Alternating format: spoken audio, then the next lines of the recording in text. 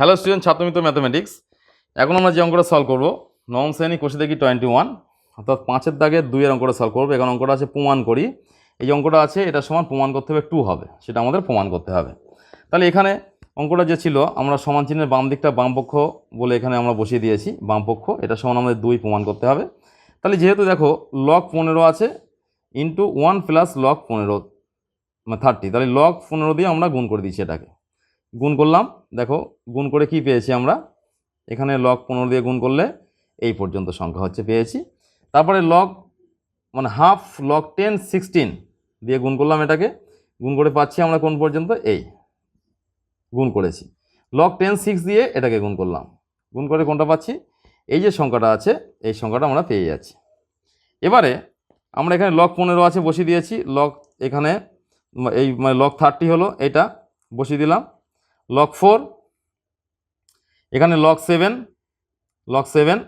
10 base 7 এবং minus log 3 minus log 10 6, এগুলো যোগ বিয়োগ করছি, যোগ বিয়োগ করে সংখ্যাগুলো পরস্পর বলাচ্ছি। লগ 10 7 এগুলো যোগ বিয়োগ করলে আমরা এই লাইনটা পেলাম।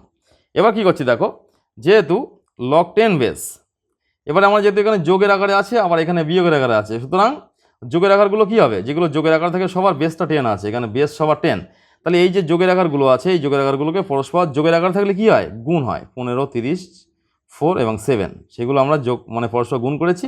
আর ভাগের আকার থাকলে কি হয়, ভাগের আকার থাকলে বিয়োগ হয়, সেগুলো আমরা নিচে এই যেহেতু বিয়োগ আর ভাগের আকার থাকলে বিয়োগ হয়, তাহলে বিয়োগের আকার থাকলে কি হবে, সেগুলো এই মানে ভাগ হবে, যেহেতু বেসটা সবার একই আছে। নিচে এটা আমরা ভাগ করলাম, এটাই গুণ করলে কত হচ্ছে, এখানে গুণ করলে আমরা পাচ্ছি 100।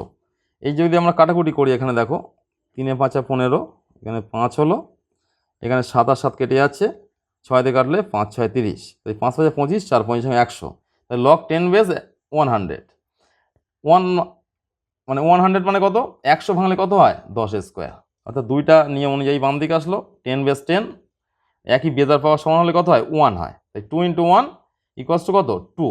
তাই এটাই আমাদের প্রমাণ করার কথা ছিল, 2 প্রমাণ করতে হবে। তো এটা কঠিন অঙ্ক, দেখো অঙ্কটা কিন্তু জটিল আছে, একটু সহজভাবে বুঝে অঙ্কটা করতে হবে, মুখস্থ করলে কিন্তু হবে না।